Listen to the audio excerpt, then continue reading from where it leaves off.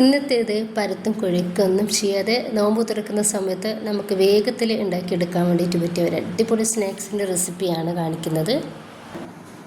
അപ്പോൾ പുറം ഭാഗം നല്ല ക്രിസ്പിയും ഉൾഭാഗം നല്ല സോഫ്റ്റ് ആയിട്ടുള്ള നല്ലൊരു സ്നാക്സാണ്. അപ്പോൾ വീഡിയോ എല്ലാവരും ഒന്ന് കണ്ടു നോക്കുക. കണ്ട് ഇഷ്ടപ്പെടുവാണെങ്കിൽ നിങ്ങളുടെ എല്ലാ സപ്പോർട്ടും ഉണ്ടാവുക. അപ്പോൾ അതിന് വേണ്ടിയിട്ട് ഞാൻ 2 സവാള മിക്സിയുടെ ജാറിലേക്ക് ഇട്ട് കൊടുക്കുന്നുണ്ട്. ചെറുതാക്കിയിട്ട് കട്ട് ചെയ്തിട്ട് എടുത്തിട്ടുള്ളതാണ്. ഇതിപ്പോൾ ഞാൻ ചിക്കൻ്റെ പീസ് എടുത്തിട്ടുണ്ട്, എല്ലില്ലാത്തതാണ്. അപ്പോൾ ഇത് ചെറിയ കഷ്ണങ്ങളാക്കിയിട്ട് നമ്മളൊന്ന് എടുക്കണം. അത് ഈ ഒരു മിക്സിയുടെ ജാറിലേക്ക് ഇട്ട് കൊടുക്കാൻ വേണ്ടിയിട്ടാണ്. ഇപ്പോൾ ഇതാ ചെറിയ പീസാക്കിയിട്ട് എടുത്തിട്ടുണ്ട്, അത് മിക്സിയുടെ ജാറിലേക്ക് ഒന്ന് ഇട്ടെടുത്തിട്ടുണ്ട്. മിക്സിയുടെ ജാറിലിട്ടിട്ട് നമുക്ക് ഇതൊന്ന് അരച്ചെടുക്കണം. അതിനിപ്പോൾ ഇതാ ഞാൻ ഒരു പാനിലേക്ക് വെളിച്ചെണ്ണ ഒഴിച്ച് കൊടുത്തിട്ടുണ്ട്. 2 ടേബിൾ സ്പൂൺ വെളിച്ചെണ്ണയാണ്. അതിലേക്ക് നമ്മുടെ ഒരു സവാളയും ചിക്കനും ഒന്ന് ക്രഷാക്കി എടുത്തിട്ടുള്ളത് ഇട്ട് കൊടുത്തിട്ടുണ്ട്. എന്നിട്ട് നമുക്കിത് നന്നായിട്ടൊന്ന് മിക്സാക്കി കൊടുക്കാം. അതിനിപ്പോൾ നമുക്ക് ഇതിലേക്ക് ആവശ്യത്തിനുള്ള ഉപ്പൊന്ന് ചേർത്ത് കൊടുക്കാം. ഉപ്പ് ചേർത്ത് കൊടുത്തതിൻ്റെ ശേഷം നന്നായിട്ടൊന്ന് മിക്സാക്കി കൊടുക്കാം. ഈ ഒരു ചിക്കൻ നമുക്ക് വൈറ്റ് കളറായിട്ട് കിട്ടും വരെ നന്നായിട്ട് തന്നെ ഒന്ന് മിക്സാക്കി കൊടുക്കണം. അതിൻ്റെ ശേഷം നമുക്കിതൊന്ന് മൂടി വെച്ചിട്ട് ലോ ഫ്ലെയിമിൽ ഒന്ന് റെഡിയാക്കിയിട്ടെടുക്കാം. എടുത്തിട്ട് നമ്മളിതുപോലെ ഒന്ന് മിക്സാക്കി കൊടുക്കാൻ വേണ്ടിയിട്ട് മറക്കരുത്. ഇനിയിപ്പോൾ ഇതിലോട്ട് 1/2 ടീസ്പൂൺ മഞ്ഞൾപ്പൊടിയും 1/4 ടീസ്പൂൺ ഗരം മസാല പൗഡറും പച്ചമുളകിൻ്റെ പേസ്റ്റാണ് അരച്ചെടുത്തിട്ടുള്ളതാണ്, അത് 1 ടീസ്പൂണും അതുപോലെ തന്നെ ഇഞ്ചി വെളുത്തുള്ളിയുടെ പേസ്റ്റ് 1 ടീസ്പൂണും ഇട്ടെടുത്തിട്ടുണ്ട്. 1 ടേബിൾ സ്പൂൺ തക്കാളിയുടെ പേസ്റ്റ് കൂടി ചേർക്കുന്നുണ്ട്. അപ്പോൾ ഈ ഒരു തക്കാളിയുടെ പേസ്റ്റ് നിങ്ങൾക്ക് ഒരു തക്കാളി മിക്സിയിലിട്ട് അടിച്ചിട്ട് അത് ചേർത്ത് കൊടുത്താലും മതി. അതല്ല എന്നുണ്ടെങ്കിൽ തക്കാളി ചെറിയ കഷ്ണങ്ങളാക്കിയിട്ട് ഇട്ടുകൊടുത്താലും മതിട്ടാണ്. പച്ചമുളകും നമുക്ക് പേസ്റ്റിൻ്റെ ആവശ്യമൊന്നുമില്ല, അത് എൻ്റെ അടുത്തുള്ളതുകൊണ്ട് ഇട്ടുകൊടുത്തതാണ്. പച്ചമുളക് നമുക്ക് ചെറുതാക്കിയിട്ട് കട്ടാക്കിയിട്ട് ഇട്ടുകൊടുത്താലും മതി. ഇനിയിപ്പോൾ എല്ലാം കൂടി നന്നായിട്ട് മിക്സ് ആക്കി എടുത്തിട്ട് നമുക്കൊന്ന് മൂടി വെച്ചിട്ട് ചെറിയ തീയിലിട്ടിട്ട് വേവിക്കാം. ഇനിയിപ്പോൾ വലിയൊരു പൊട്ടുവറ്റ മഞ്ഞൾപ്പൊടിയും ഉപ്പും ചേർത്തിട്ട് ഒന്ന് പൊടിഞ്ഞിട്ട് ഉടച്ചെടുത്തിട്ടുള്ളതാണ്, അതൊന്ന് ഇതിലേക്ക് ചേർത്ത് കൊടുക്കുക. നന്നായിട്ട് ഒന്ന് മിക്സാക്കി കൊടുക്കുക. ലാസ്റ്റ് ഇതിലോട്ട് ഞാൻ കുറച്ച് കറിവേപ്പിൻ്റെ ഇല കൂടി കട്ടാക്കിയിട്ട് ഒന്ന് ഇട്ട് കൊടുക്കുന്നുണ്ട്. കൂടി ആയാൽ നമ്മുടെ ഫില്ലിങ് റെഡി ആയിട്ടുണ്ട്.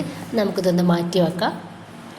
ഈ ഒരു ഫില്ലിങ് നന്നായിട്ട് നമുക്ക് ചൂടാറിയതിന് ശേഷം ഇതിലോട്ട് ഞാൻ കുറച്ച് ചീസ് ഇട്ട് കൊടുക്കുന്നുണ്ട്.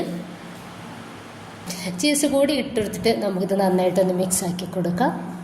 നല്ല ടേസ്റ്റുള്ള ഡിഫറെൻ്റ് ആയിട്ടുള്ള ഒരു ഫില്ലിംഗ് ആണിത്. ഇനിയിപ്പോൾ നമുക്ക് ഇതിലേക്ക് ആവശ്യമായിട്ടുള്ളത് സമൂസ ഷീറ്റാണ്. അപ്പോൾ ഒരു ഷീറ്റ് നമുക്കിതുപോലെ വെച്ചെടുക്കാം. മറ്റേ ഷീറ്റ് അതിൻ്റെ മുകളിലായിട്ട് ഇതുപോലെ സെൻറ്ററിലായിട്ട് വെച്ചെടുക്കുന്നുണ്ട്.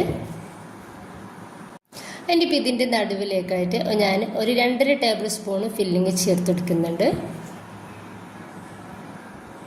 കുറച്ച് മൈദ ഇതുപോലെ ഒന്ന് കലക്കിയെടുത്തിട്ടുണ്ട്. ഇതുപോലെ ഒരു ബ്രഷിലും ആക്കിയിട്ട് നമ്മൾ ഈ ഒരു ഷീറ്റിൻ്റെ എല്ലാ സൈഡിലും ഇതുപോലെ മൈദ ഒന്ന് തേച്ചെടുക്കാം. എന്നിട്ട് ഇതുപോലെ 4 സൈഡൊന്ന് നമുക്കൊന്ന് മടക്കി കൊടുക്കാം.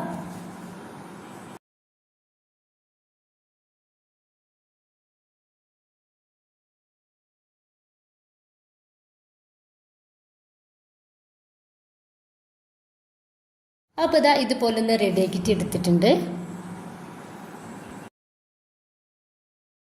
അതിനിപ്പോൾ ഒരു സ്നാക്സിൻ്റെ മുകളിലോട്ടായിട്ട് നമ്മളിതാ ഇതുപോലെ കുറച്ച് മൈദ ബ്രഷ് വെച്ചിട്ട് എല്ലാ സൈഡിലും ഒന്ന് തൂവി കൊടുക്കാം.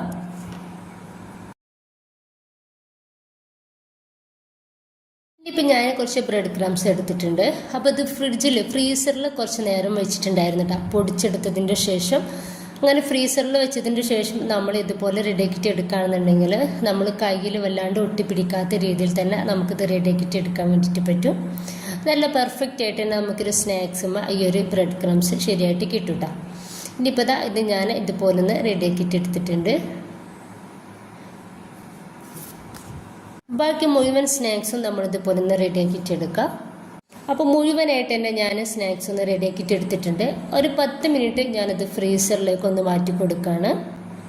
ഇത് ഫ്രീസറിലേക്ക് മാറ്റാൻ എന്തിനാണെന്ന് വെച്ചാൽ നമ്മളിത് സ്നാക്സ് ഒന്ന് ഫ്രൈ ആക്കിയിട്ട് എടുക്കുന്ന സമയത്ത് നമുക്കിത് എണ്ണയിൽ കൂടുതലായിട്ട് വീഴാണ്ട് എടുക്കാൻ വേണ്ടിയിട്ട് പറ്റും കേട്ടോ.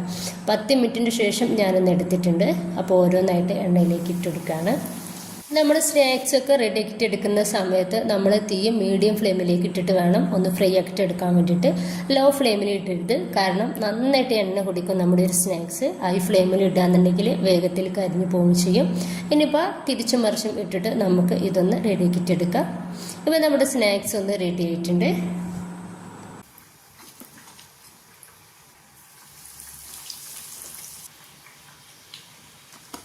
വേഗത്തിൽ നമുക്ക് ചെയ്തെടുക്കാൻ പറ്റിയ സ്നാക്സാണ്. ഉണ്ടാക്കി നോക്കുക, അഭിപ്രായങ്ങൾ അറിയിക്കുക.